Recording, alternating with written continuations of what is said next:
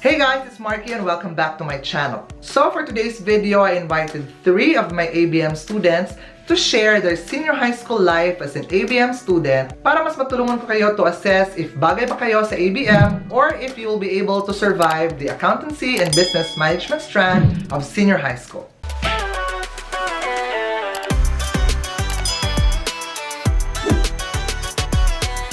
Alright, so may mga tanong ako para sa aking mga senior high school students about their ABM life or experiences para mas matulungan namin kayo to know more about ABM. Hi guys, I'm Rochelle Alferez and I'm an accountancy business management student. In short, ABM. Hi, I'm Shaina Himaim Depantor, an accountancy business and management student. Good day everyone, I'm Zaya Ramos from Accountancy Business and Management Strand or ABM for short. Question number 1. Ano ba talaga ang ABM strand? Ang ABM or Accountancy Business and Management ay isa sa mga strand na inaalok ng academic track sa senior high school. Layunin nitong mabigyan ng sapat na kalaman ang mga mag-aaral na kukuha ng accountancy, management at business-related na kurso sa kolehiyo. Ang ABM ay nakapokus sa pagnenegosyo at accounting. Isa ito sa mga academic courses na parte ng K-12 curriculum. Dito kasi nababase yung mga estudyante na gusto yung maging accountant, lawyer in the future or part of the corporate world. At ang ABM strand din, dito mas marami yung mga may logical thinking or reasoning at saka yung analyzation. Hindi kasi kailangan na matalino ka sa math, so dun ka sa ABM. No! If you want to be an ABM, you need to have the analytical skills or you need to learn that during your journey in a senior high school sa ABM strand. It is a strand that provides knowledge and skills that are needed to work in a corporate world. And this strand is for those students who wants to become business leaders and entrepreneurs someday. In accounting, dito mo matututunan ang paggawa ng journal, paggawa ng ledger, paggawa ng balance sheet, kung paano mag-inventory and all that. Yeah, kaya naman siyang gawin. Pero madami lang terms na kailangan i-memorize, kailangan i-familiarize. Kasi guys, yung mga usual word na ginagamit natin, yung mga common words, iba yung meaning nun kapag dating sa accounting. So, well, yung sa business naman, dito mo matututunan yung mga ways kung paano makipagsalamuha sa mga customers mo. Sa business, well kami, pinag-business talaga kami. Pinagawa kami ng business plan, pinagawa kami ng marketing plan, pinagawa kami ng mga business strategies na, you know, magagamit namin someday kapag nag-business kami. So, sa business, madami kang matututunan doon talaga. Na-i-enhance yung speaking skills mo, guys. Kasi, pinag-pitch ka ng teacher sa harap ng kaklase. Dito ka nasasanay magsalita sa harap ng maraming tao. So, yeah, it is good. Management naman, well, it is the management of your business. Well, yeah, management. Yung kung paano mo i-manage yung business mo, yung mga paraan kung paano i-manage ang business. Next question, bakit ka nag-enroll sa ABM? Kasi I have a really big passion for business. Since I was a kid, I am tasked by my lola to lako. Lako, that paninda, saging, kamote, kakanin sa mga kapitbahay at saka sa neighboring purok.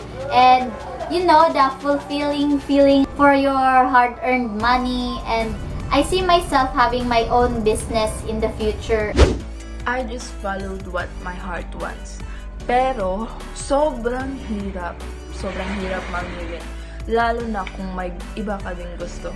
So, sa akin kasi that time, dalawa yung gusto ko. Yung cookery at saka yung ABM. Passion ko kasi yung pagluluto, guys. Pangarap ko mag-ABM. Pangarap ko kasi yung makapagtrabaho sa malaking company, makapagsuot ng corporate attire na para bang ang sexy ko tingnan, tapos makapag-present ng business sa harap ng maraming investors. Yun talaga, guys. Tsaka magkaroon din ako ng sarili kong business in the future. Yun yung nag-drive sa akin na kumuha ng ABM. Parang ABM yung way para matupad ko yung pangarap ko. At first, ang pinagpipilian ko talaga ay yung sa ABM. Pero sa hindi naman ako mahilig magsalita sa harapan at wala akong sapat na confidence, ay pinili ko mag-ABM. At sa tingin ko, ang ABM strand ang makakatulong sa akin upang makamit ko ang aking mga pangarap sa buhay. So, sunod nating tanong, what was your most memorable moment as an ABM student? Ang pinaka di ko makakalimutang karanasan bilang ABM student ay yung nagtayo kami ng isang merchandising store. Nasubok talaga yung pagsasamahan namin bilang kaibigan at bilang kaklase. Grade 12 ako noon, last year na, at saka exam namin. Hindi ako nakapag-aral, saka umiyak ako. Yun yung moments na nahihirapan kami kasi yung moment na yun yung time na nagiging buo kami section. Nagiging isang team kami, kumbaga. Lalo na kapag sabay-sabay yung mga projects na binibigay. Tapos may kasama pang research paper doon. So yung time na kahit pumapasok kami na walang tulog, nag-i-exam kahit hindi nakapag-study, ganun. Pumapasok kami sa gera ng walang dalang armas. Yun yung mga moments na hindi ko makakalimutan kasi yung moments na yun yung nagturo sa amin kung paano lumaban, kung paano maging determinado sa buhay. What is your favorite ABM subject and why? Yung accounting 1 and 2. Bakit? Kasi sa subject na yun, natututo akong mag-analyze ng problems, magawa ng ledger, magawa ng journal, maggawa ng balance sheet, mga ganun. Yung mga bagay na kinakailangan talaga sa business. And sa mga minor subjects ko naman, yung pinakagusto ko is yung personal development. Bakit ko siya gusto? Kasi, di ba, sa personal development, parang nakikilala ko pa yung sarili ko.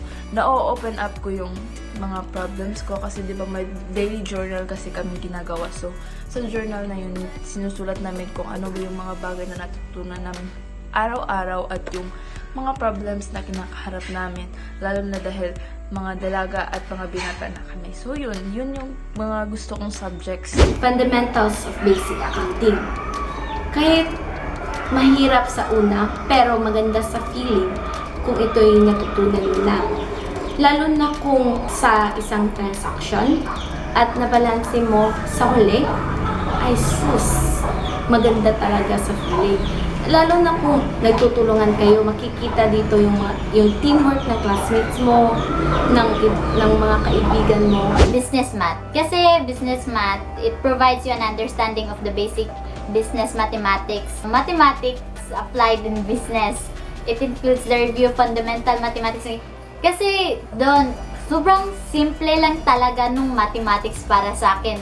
Kukunin mo lang yung percentage, decimals, at saka ratio lang para okay, nadaanan ko na to, easy. Pero may iba kasi dun kasi pag nai-imagine mo yung gagawin mo yan in the future tapos may mapupuntang parte sa'yo, yun yung sa commission na part. Let's not spoil it. Basta gusto ko talaga yung business math kasi nai-imagine ko yung mapupuntang pera sa akin in the future kung magtratrabaho ako. Next na tanong, sa lahat ng pinagdaanan mo, ano sa tingin mo ang pinakamahirap na performance task ng ABM strand? May subject kami, entrepreneurship, and doon may pitching. So, performance task namin yun. Yun yung pinakamahirap sa akin kasi you need to convince the audience or in the future yung mga businessman to invest in your business. But then, sa pitching kasi, hindi porket malakas yung boses mo, mag-yes na sila. Hindi kasi ganon. Sa pitching is, you need to be ready, you need to forecast everything. Kaya mahirap siya kasi, oh my God, estudyante ka pa, tapos mag-iisip ka ng business mo, tapos ipe-present mo kunwari sa kanila. Hindi pa nga yun businessman, pero grabe na yung kaba. Kaya yun yung pinakamahirap na PT para sa akin, yung pitching. Well, para sa akin, yung pinakamahirap na performance task na nagawa ko is yung simulation talaga namin. Kasi sa simulation namin, pinagawa kami ng teacher namin ng sarili naming business. So, yung business namin is nagtitinda kami ng mga snacks, just like biscuits, juice, ice candies, chocolates, meron din kaming mga choc balls, Tokyo balls.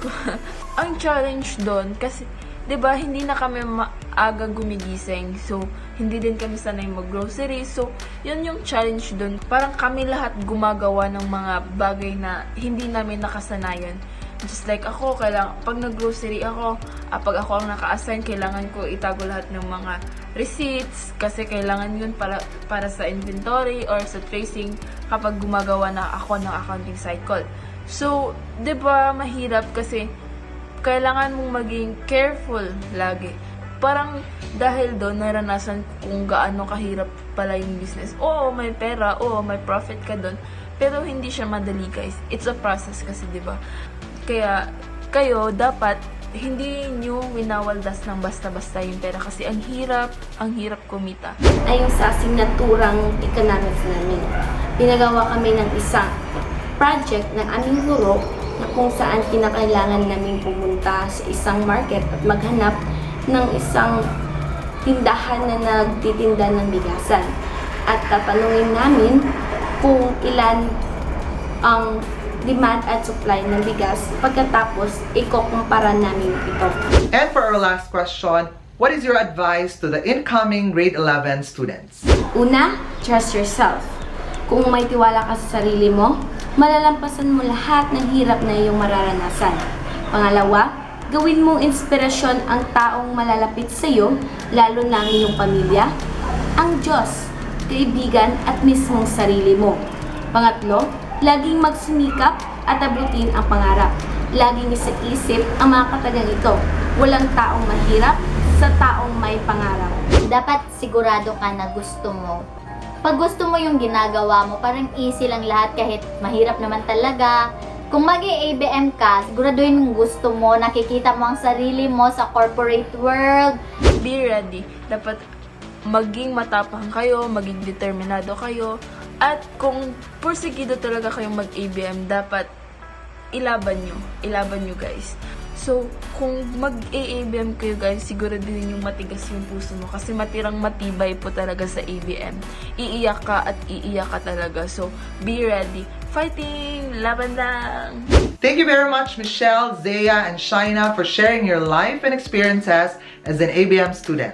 By the way guys, if you haven't watched my video about what is really ABM Strand, you can watch my video here. Or check out some ABM lessons for advanced studying in this video right here. And don't forget to subscribe to my channel by clicking this icon right here. So I hope you learned something from this video. If you do, give this video a like or a thumbs up, share this video to your friends, and comment down below if may mga tanong pa kayo tungkol sa ABM. This has been your friend Sir Marky. Thank you very much for watching. Laban lang! Bye!